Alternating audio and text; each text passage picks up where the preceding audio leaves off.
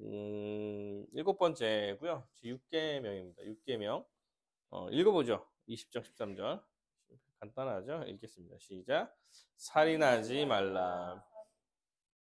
예, 살인하지 말라. 그 6계명부터는 좀 민감한 문제들과 뭐 얘기들이 조금씩 나오게 될 거고, 여러분이 실제로 직접적으로 생각해야 되고 직접적으로 이제 아마 본인이랑 딱 연결되는 것들이 있어요. 제가 이거 보면서 어, 좀 잘해야겠는데 약간 이런 생각이 들었던 게 좀 있어요. 그래서 아마도 좋게 잘 생각하는 시간이 됐으면 좋겠습니다. 제 6계명은 이제 살인하지 말라요. 10계명은 살인을 금지하고 있습니다. 네, 불법적인 살인을 금지하는 거예요. 사실은 이제 상황을 무시한 이제 모든 살인을 맛이 얘기하진 않는데, 어쨌든 생명이 죽는다는 거는 되게 아주 큰 문제야. 아주 큰 문제. 아주 큰 문제라고 생각을 해야죠. 살인죄에 해당하지 않는 세 가지가 있습니다. 뭐 써놨죠. 사형을 집행하는 거나 적법한 전쟁. 적법한 전쟁이라고 할 땐 방어하는 거야. 방어. 공격하는 거 말고 누가 전쟁을 해올 때 방어하는 이런 과정에서 발생하는 거와 정당방위가 있는데요. 그래도 이게 너무 맞다 이런 거는 그래도 해도 된다 이렇게 얘기하기에는 그래도 목숨이란 건 되게 중요해서 이것도 이제 쉽게 말할 수는 없다. 그럼에도 이제 불법적인 살인에 대한 얘기를 하는 거다. 의도적이고 계획적이고 아니면 이제 우발적이어도 나쁜 마음에 하는 모든 상황을 이야기합니다. 왜 살인하지 말라고 하는 걸까? 이렇게 얘기할 때 사람이 이제 하나님의 형상으로 창조되었기 때문에 그래요. 사람이 가장 귀하게 창조된 거죠.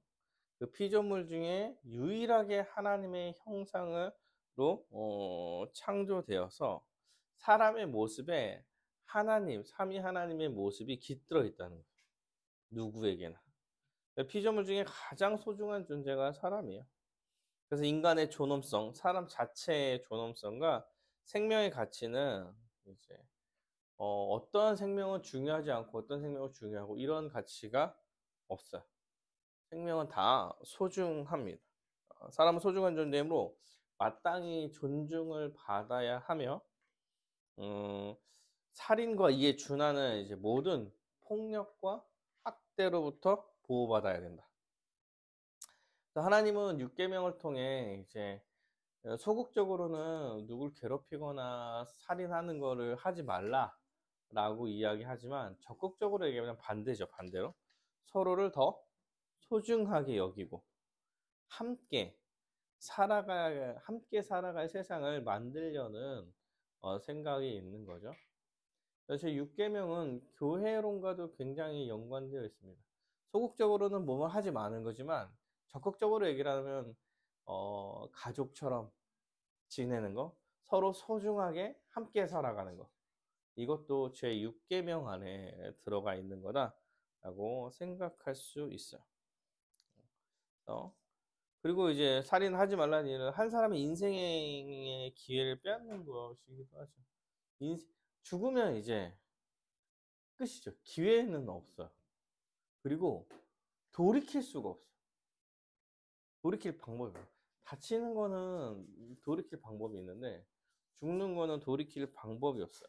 어떠한 노력과 어떠한 힘으로도 상황을 바꿀 수가 없고 죽은 사람이 살아나는 경우는 없어요. 죽은 사람이 스스로 살아나는 경우는 역사상 한 번뿐이 없었죠. 예수 그리스도 분이 없어요. 아, 죽었다 살아난 사람이 있습니다. 뭐 이런 스스로 살아나거나 뭐 이런 건 없어. 그런 사람은 없다. 그리고 이웃과의 관계를 파괴하는 극단적 행위죠. 살인은 함께 살아갈 이웃과의 관계도 완전히 끊어내는 역할을 하죠. 악한 거죠. 근데 당사자뿐만 아니에요. 살인을 향한 건 당사자뿐만 아니라 관련된 모든 사람이 관계가 불행하게 만드는 이런. 그래서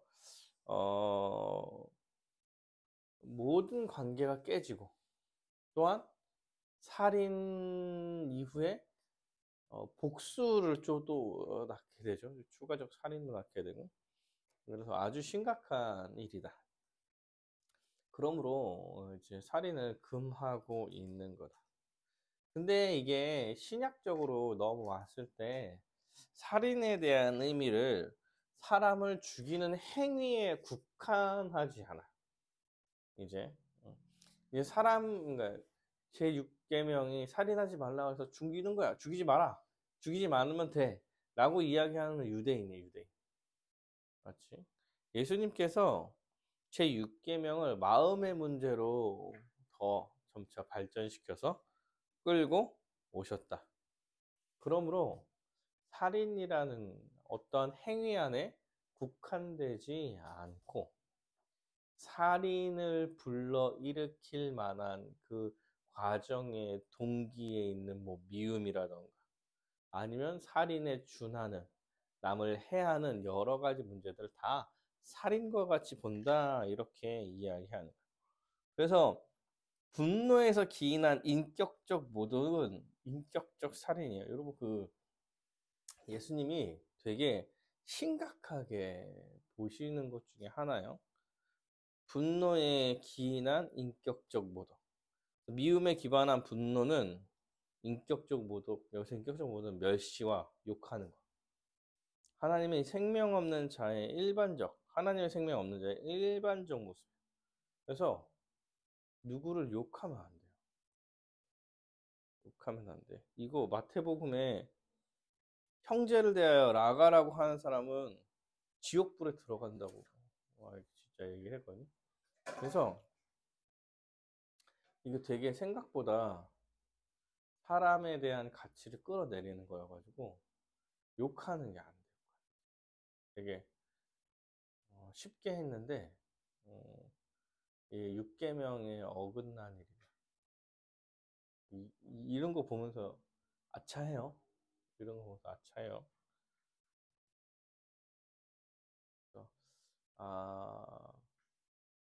이제 앞에다 대고 인격적으로 모독하는 거, 이런 거는 살인죄와 동일하게 생각하신다. 그래서 6계명에 대한 예수님의 적용, 예수님은 미움과 분노에서 벗어날 것을 말씀하시죠. 1차적으로, 소극적으로는 살인을 하지 말아라.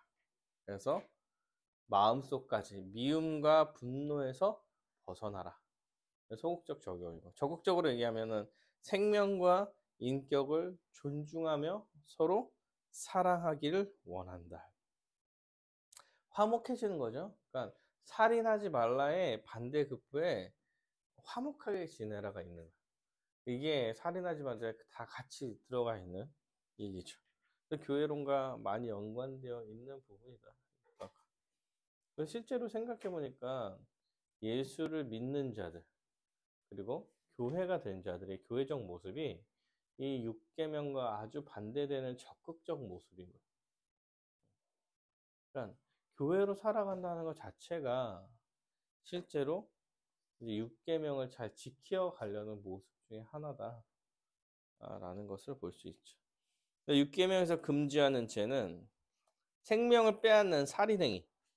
일단 실제적 살인이죠. 왜냐면 살인하지 말라니까. 타인의 생명을 빼앗는 거. 그래서 삶의 기회를 박탈하는 거야. 이제 생명에 지장을 줄 수 있는 모든 행위를 금지합니다. 두 번째는 폭력이죠, 폭력. 이제 폭력도 살인으로 가는 길에 서 있는 거야. 살인으로 가는 길에 서 있는 거야. 타인에게 직접적인 해를 끼치는 행위. 타인의 신체에 직접적인 해를 가하여 다양한 형태의 폭력의 행위에 대해서 금지하고 있다. 근데 이 폭력은 육체적 폭력만을 이야기하지 않아요. 정신적 부분도 마찬가지. 남에게 해를 끼치는 어떤 표정이나 말과 행동 다 금지하고 있어요. 그래서 조심해야 되죠. 조심해야 되죠. 말과 행동까지니까 실제로 많이 생각해 봐야 돼. 방관하는 거. 타인의 죽음을 방치하는 행위. 타인이 죽어가는 상황을 알면서도 어떠한 조치도 취하지 않고 결국 죽음에 이르게 하는 행위를 금지한다. 죽음에 이제 직접적인 개입이 없다 하더라도 결국 죽음으로 가게 만드는, 보고 지켜보고도 그냥 두는 이 모든 것, 아니면은 간접적 영향을 주는 것, 이런 것도 다 살인에 해당해서 금지한다. 그리고 자살이 있죠. 자살. 자신의 생명을 스스로 끊는 행위. 이것도 살인의 하나예요. 자신을 살해하는 거니까. 그래서 스스로 자신의 생명에 대해서 관여한다. 이런 걸 금지한다. 10계명에 대한 얘기를 하고 있는 거예요. 생명을 보존하는데 이제 크게 두 번째, 생명을 보존하는데 소홀히 하는 행위. 여기에서 이제 느끼는 게 되게 많은데, 사고에 대비하지 않는 거. 사고에 대비하지 않는 거. 그러니까 타인의 생명을 상하게 할 수 있는 일이나 상황에 대해서 미리 대처하지 않는 거. 이런 것 때문에 지금 어떤 얘기를 할 수 있냐면, 이게 공사할 때, 응? 철근 빼고 들어가는 거, 이런 거, 응? 세월호 사태, 이런 거,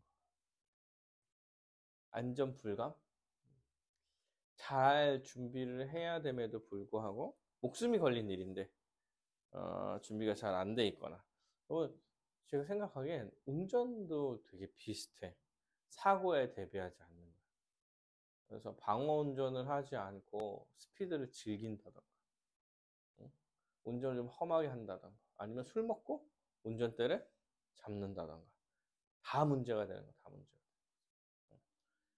소홀히 여기는 거야. 인재 사고를 만드는 거. 또 생명에 지장을 주는 행위. 신체에 직접적 영향을 주어서 건강을 상하게 하는 거. 이걸 알면서도 하는 거. 우리 과식이라던가, 약물 남용이라던가, 불규칙하게 수면 습관을 갖는다던가, 운동을 하지 않는 거. 이런 거가 여기에 포함돼요. 실제로. 잘 생각해야 될 문제인 거야. 실제로 자기 몸을 죽이는 행위라고 생각하는 거죠. 그래서 살인하지 말라에 적용이 돼. 반성을 많이 했어요. 제가 생명을 지장해주는 행위에서 반성을 되게 많이 하게 돼. 건강 관리를 해야 되는 거예요. 근데 일이 있지만 그래도 건강 관리를 같이 해가면서 해야 되는 거예요. 그래서 그리고 나서 이제 3번부터는 금지하는 행위가 아니라 반대로 적극적으로 6계명을 여기서 요구하는 게 생명에 대한 존중이에요. 생명에 대한 존중. 첫 번째. 그러니까 타인의 생명을 귀하고 존중하게 여기는 마음. 필요해요. 어떤 생명이든 존중받아야 될 가치가 있다. 그래서 뭐 나중에 나올 수도 있네요. 나중에 제도 이런 걸 생각할 때도 생명을 중요하게 생각하느냐 아니냐, 이게 되게 중요한 문제인 거야, 우리한테는. 이번에도 있어요. 약자를 보호하기 위한 노력. 그러니까 스스로의 힘으로 생명과 삶을 보호할 수 없는 사람들을 어떻게 보호할 거냐, 이런 거에 관심을 가져야 되는 거죠. 그러니까 우리가 신자로서 정치를 바라보나 제도를 바라볼 때도 마찬가지예요. 약자를 위해서 제도가 서 있는 것을 지지를 해야 되는 거고, 생명을 더 소중하게 여기는 거. 이거가 더 지지가 돼야 되는 문제인 거야. 그러니까 우리한테 뭐가 중요해? 복지 정책이 중요해. 우리가 관심을 가져야 되는 게. 근데 맞지? 사회적 왕따 문제가 되게 우리한테 중요해요. 생각보다. 그냥 인간의 가치적인 문제가 걸려 있기 때문에 그래. 뭐 문화상에서 막 루저다 이런 얘기하는 거 사실 우리는 민감하게 받아들여야 되는 문제일 수도 있다. 이게 우리한테는 중요한 문제. 6계명에 걸려 있는 문제. 타인의 생명을 지키기 위한 싸움. 그러니까 생명을 경시하는 풍조에 대해서 이제 대항할 필요가 있습니다. 차별이나 학살을 정당화하는 모든 사상에 의해서 이제 대항해야 돼요. 전쟁을 불사하겠다. 여러분 이런 거는 어떠한 상황이든 틀린 얘기야. 생명보다 더 중요한 가치가 있다고 얘기를 하는 거예요. 전쟁을 불사하겠다가. 그래서 사실은 무엇보다 생명이 중요하다. 잘 생각해야 돼. 국가를 위한 희생, 한 명의 목숨. 여러분 이런 거 없어요. 한 명이 중요해요. 그 국민이 국가라고 누구야? 유시진 대위가 국민이 국가다. 그래서 한 명 구하러 가잖아요. 한 명의 생명을 소중하게 여기는 거? 이런 게 중요하지. 국가의 대의를 위해서 한 명이 혹시나 죽어도 괜찮다 이런 문제가 없는 거야. 생명을 보호하지 않는 제도에 대해서 지적하고 보존할 수 있는 제도를 마련할 것을 요구하는 거예요. 이런 생각을 해야죠. 자신의 생명을 보존하기 위해서도 잘 해야 됩니다. 아까 얘기했듯이 운동을 하시고 약을 드시고 좀 체력이 떨어지면 운동하고 너무 과식하지 않고 우리 과음은 안 하니까 또 커피를 너무 많이 마신다던가 아니면 일하기 위해서 그런 음료를 너무 많이 자야 돼. 잠을 잘 자야 돼. 이런 것들. 그래서 뭐라고 얘기해요? 규칙적인 운동과 수면 그리고 양질의 식사를 실천한다. 뿐만 아니라 자신의 마음에서 일어나는 격정, 분노나 증오나 원한 이런 것을 잘 다스리고 마음에 품지 않아야 된다. 이런 것으로 스트레스 받는 일이 없어야 된다. 사람에 대한 존중과 사랑. 존중을 받아야 될 사람이라는 거. 여러분 가치가 있는 사람, 가치가 없는 사람이 없어요. 어느 누구도 무시하거나 따돌림 당하거나 학대당하거나 폭력에 노출될 사람은 없어요. 당연하게 그래야 될 사람은 없다. 심지어 범죄자라도 하더라도 그런 게 없다. 모든 사람은 사랑을 받아야 될 가치가 있습니다. 서로 사랑하면서 살아가려는 게 하나님께서 만드신 세상의 구조예요, 원래. 그리고 하나님께서 회복하실 세상의 구조잖아. 자기를 부인하고 자기 십자가를 지고 서로 사랑하며 자신보다 남을 사랑하며 종같이 여기고 이웃의 종같이 여기면서 살아가는 거, 이게 하나님께서 만드신 세상에서 소통하는 방법인데 그러면 함께 살아가는 거, 함께 살아가는 거. 미워하거나 혼자 살아갈 수 있다고 생각하는 거, 이거는 되게 큰 문제가 생겨요. 고립이 안 좋아. 안 좋아. 목회자들한테 고립이 되게 많이 나타나요, 사실. 진짜 대단한 분들도 고립되면 방법이 없는 것 같아요. 그래서 저희가 공동체를 만들어서 목회자들 고립되지 않게 하려고 노력하고 있는 것 중에 하나거든요. 옆에서 지켜봐주고 함께 가지고 때로는 조언해주고 얘기해줄 사람들이 필요한 거예요. 혼자 살아갈 수가 없다. 그래서 이 생명이랑 관련된 이제 큰 이슈 3개예요. 3개인데 자살과 이제 낙태와 이제 안락사의 문제가 요거와 관련된 문제예요. 자살에 대한 성경의 가르침. 성경은 자살을 금지합니다. 성경에서 자살한 인물들에 대해서 긍정적으로 평가한 부분이 없어요. 없어. 죽음에 가까워지는 자신의 육체적, 정서적 상황을 돌보지 않은 것. 예, 넓은 의미에서 살인인 거예요, 살인. 넓은 의미에서의 살인이죠.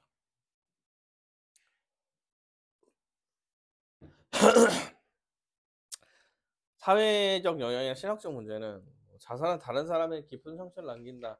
관계적인 문제를 만들어요. 자살이.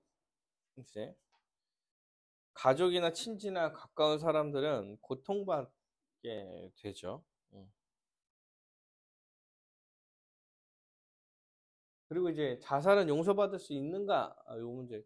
그 캐톨릭에서는 제가 확실히 모르겠는데 자살하면 구원받지 못한다고 얘기를 하죠. 근데 기독교는 자살과 구원이랑 관계가 있지는 않아요. 구원은 뭘로 되는 거예요? 믿음. 어떠한 행위를 구원적 요소와 결부시키지는 않아요. 십계명은 여러분 구원받은 사람이 마땅히 지켜야 할 계명이죠. 지키지 못할 때 어떻게 되는 거야? 죄를 짓는 거야. 죄를 짓는 거야. 많은 사람들이 죄를 지으면서 살아가죠. 그러니까 죄를 지었냐 안 지었냐의 문제지 이걸 갖고 구원을 받았냐 안 받았냐의 문제로 이야기하기는 어렵다. 실제로 이제 십계명에서 파생되는 이제 간음의 문제라든가 살인의 문제와 연관된 사회적 문제가 되게 많이 나오지만 실제로 이게 어떤 행위 때문에 구원의 문제와 접촉해서 얘기하기는 어렵다. 다만 성경에서 금하고 있고 하지 말라고 얘기한다는 거는 이제 죄의 문제와 연관돼 있는 거다. 이렇게 생각하셔야 돼요. 용서받을 수 있냐면 용서받을 수 있어요. 용서받을 수 있죠. 하나님의 사랑은 그 어떤 것도 끊을 수 없어요. 예수 그리스도 안에 있는 주 예수의 사랑은 그 어떤 것도 끊을 수 없다. 다만 자살은 많은 사람들한테 피해를 주고 갈 거야. 두 번째, 낙태의 문제가 있죠. 낙태의 정의. 낙태는 유산이라고도 하면서 자궁 내에서 태아가 모체 내에서 사망하는 경우를 낙태라고 이야기하죠. 그래서 자연적으로나 혹 인위적으로 모체 밖으로 배출해야 되는 것을 낙태라고 해요. 이것에 대한 논쟁점은 뭐냐라고 했을 때 태아를 생명이라고 볼 것이냐 아니냐의 문제가 있어요. 여성의 자기 결정권의 우선이냐. 근데 사실 자기 결정권에 대한 문제는 저는 약간 없다고 생각하는 사람이어가지고 태아가 사람인가 아닌가, 태아의 생명이 우선인가 여성의 자기 결정권이 우선인가, 이게 이제 사회적 논쟁이고 신학적 논쟁이기도 해요. 근데 낙태에 대한 성경의 가르침은 태아는 독자적인 인격으로 여깁니다. 왜냐하면 성경에서 여러분 아시는 거지만 그 누가 야곱이 아니야, 이삭이 맞아. 이삭이 임신해서 쌍둥이를 뱃속에 갔죠. 그리고 하나님께서 말씀하시죠. 뭐라고요? 나중된 자가 먼저 될 거라고, 태아를 생명으로 인식한 거야. 그럼 예수 그리스도의 탄생 사건도 보시면 아시겠지만, 성경 보시면 아시겠지만, 세례요한을 하나님께서 태중부터 지명하셔요. 결정하세요. 그리고 이런 장면을 제가 영화에서 아주 리얼리티하게 봤는데, 그 마리아와 이 세례요한의 어머니가 만나요. 알아요? 만나서 태중에서 애들이 뛰어놀아. 그런 장면이 누가복음에 나올 거야. 실제로 이제 태중에 있는 아이를 생명으로 봅니다, 성경.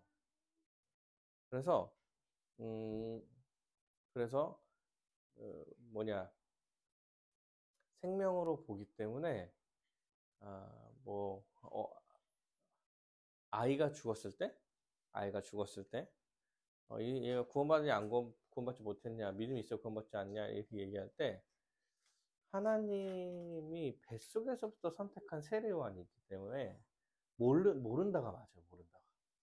우리는 명확하게 알 수 없어. 태중에서 지명한 사람들이 있어서. 그래서 일단은 다 생명으로 본다. 근데 낙태를 옹호하는 사람들이 있죠. 그런데 생각해 볼 것들이 꽤나 많긴 해요. 여기에. 태아의 의존성으로 인해서 비인격체로 본다. 이거는 뭐 동의할 부분이 동의가 되지는 않지만 태아는 어머니 없이는 살 수 없는 이기 때문에 의존적이다. 그래서 생명으로 보기 어렵다 이런 얘기인데, 그리고 두 번째 선천적 기형. 선천적 기형이라는 게 태아에서부터 확증되는데 얘를 낳을 것이냐 말 것이냐 라고 얘기할 수 있다는데, 여기까지는 기독교에서 고민할 수 있는 바는 아닌 것 같아요. 다 생명으로 보고 놔야 되지 않을까. 근데 3, 4번이 이제 고민거리가 들어가는 거예요. 성폭행이나 근친상간에 따른 임신을 했을 때 어떨 거냐. 산모의 생명을 구하기 위한 낙태. 산모가 이제 목숨이 위험할 경우가 있죠. 그랬을 때 애를 살릴 거냐, 뭐 산모를 살릴 거냐, 뭐 이러한 결정이 있을 때. 근데 그래도 일단 교회적 고민에 생명의 존엄성이 최우선이다. 생명의 존엄성이 최우선이다. 낙태는 생명의 존엄성을 해치는 것임을 명확하게 인식해야 된다. 그런데 이 3번과 4번의 문제 때문에 여성의 삶을 보호하는 방향의 노력과 함께 필요한 일이긴 하다. 민감한 문제죠. 3, 4번이 민감한 문제. 그래도 생명이 우선시된다. 안락사죠.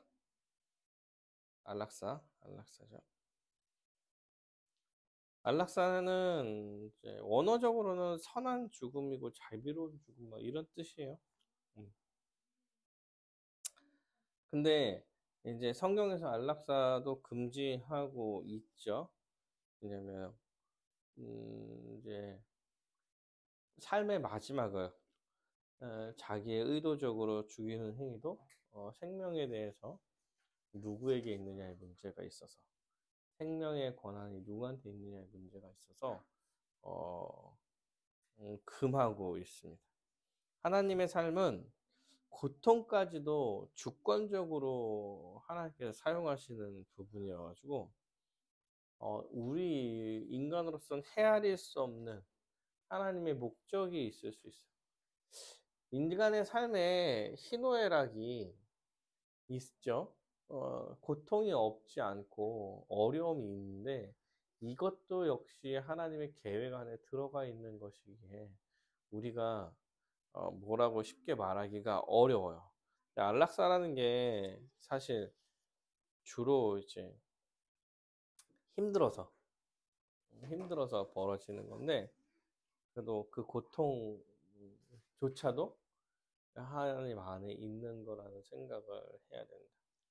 안락사를 주장하는 논증들은 이제 인간 스스로 자신의 삶을 선택할 자유가 있다. 이거는 기독교랑은 안 맞죠. 이게 사회적 얘기지. 인간은 고통에서 벗어날 자유가 있다. 고통에서 벗어날 자유가 있다는 것도 사실은 맞지 않아요. 우리가 맞진 않아. 의학적 자원과 재정이 한정되어 있다. 이것도 사실 재정이 한정되어 있다고 우리가 안락사 할 수 있다 이렇게 얘기할 수 없어. 차라리 고통의 문제와 이게 이제 6계명과 6계명이 충돌하는 거죠. 고통을 계속 받고 있는 고통의 문제와 이제 남에게 고통을 주면 안 되는, 남을 괴롭히거나 피해를 주고 뭐 때리거나 뭐 살인하면 안 되는 이런 문제가 사실은 자기한테 고통을 계속 주고 있는 문제잖아, 이것도. 그래서 사실 요거랑 부딪힐 수 있겠다.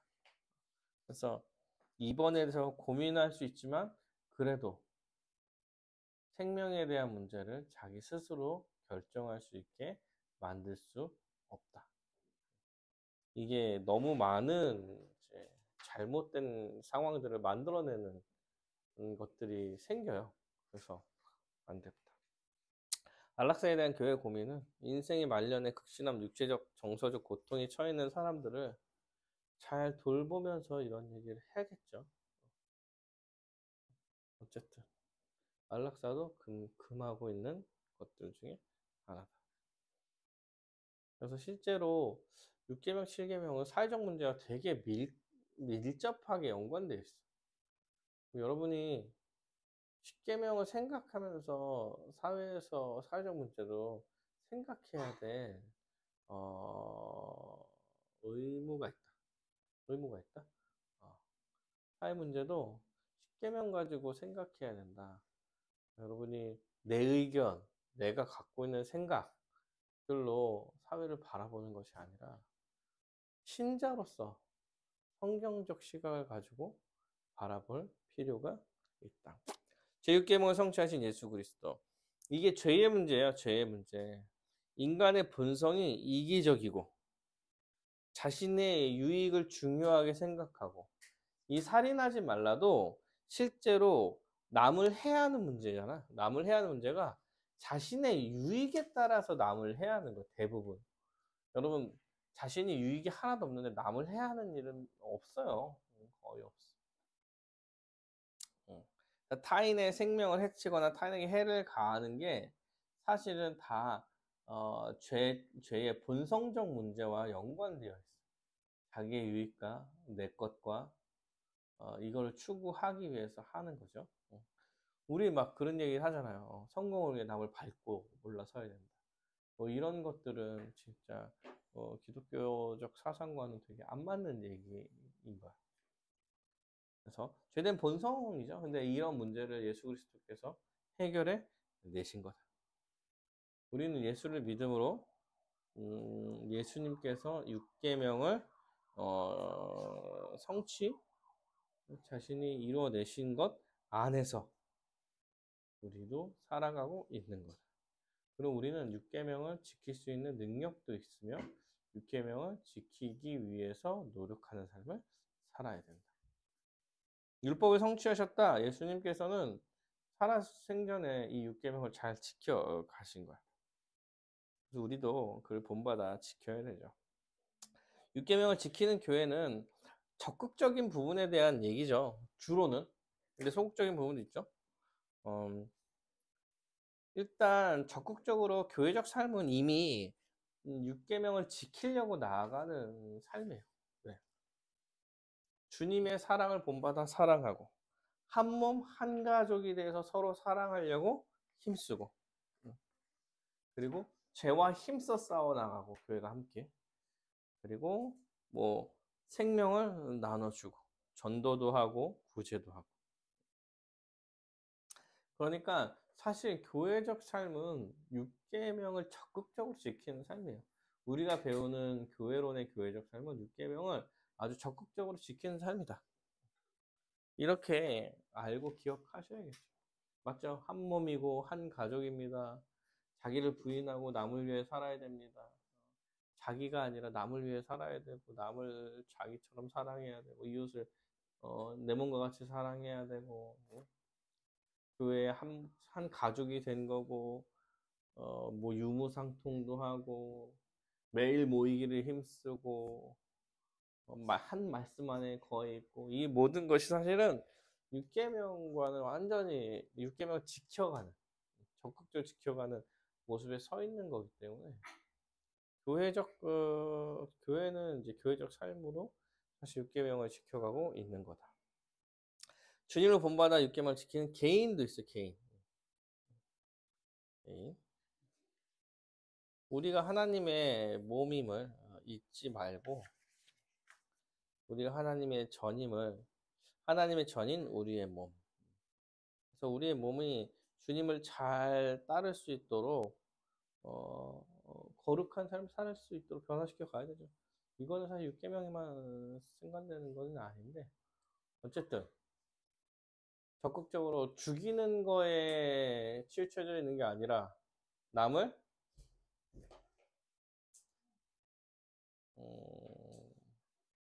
공격하고 남을 상하게 하고 남을 다치게 하고 이 모든 것이 문제가 된다. 예수 그리스도를 붙드는 믿음. 우리는 죽음에서 벗어나 생명으로 나아가게 하는 육계명의 원리라면 참된 생명의 근원이신 예수 그리스도를 날마다 믿음으로 붙들어야 돼요. 그래서 그로 인해서 풍성한 은혜를 누려가고 또 예수 그리스도를 잊어버리고 거부하면 생명을 스스로 포기하는 거다. 포기하는 거다. 내 생명을 포기하는 거잖아. 자살이 자살. 우리한테는 예수 그리스도를 붙드는 믿음이 없으면 우리는 자살하는 거예요. 자살하는 거. 참된 생명이 있는 분으로부터 벗어나는 거기 때문에 개인적으로 봤을 때도 그래서 잘 예수로 붙드는 믿음을 가져야 된다. 그래서 6계명에 대해서 좀 살펴봤습니다. 6계명 살펴봤어요. 단순히 살인하지 말라라고 얘기하는 것에서부터 이걸 확장해서 마음의 문제와 남을 해하는 문제, 남을 해하는 문제에 아주 우리가 그냥 아무 생각 없이 해오던 것들, 욕하는 거나 남의 인격을 모독한다던가 이런 것들이 이제 들어가 있다. 또한 자기 몸을 해하는 것도 6계명에 들어가는 거예요. 우리가 잘 못하고 있는 것들 중에 하나에 자기 관리들 이런 것도 6계명 차원에서 우리는 다시 생각해서 해 나가야 된다. 사회를 바라볼 때도 마찬가지입니다. 생명의 소중함, 약자의 편에 서는 약자를 도와가는 것 이런 것에 대한 고민과 생각을 해야 6계명을 참되게 더 지켜나가는 것임을 기억했으면 좋겠습니다.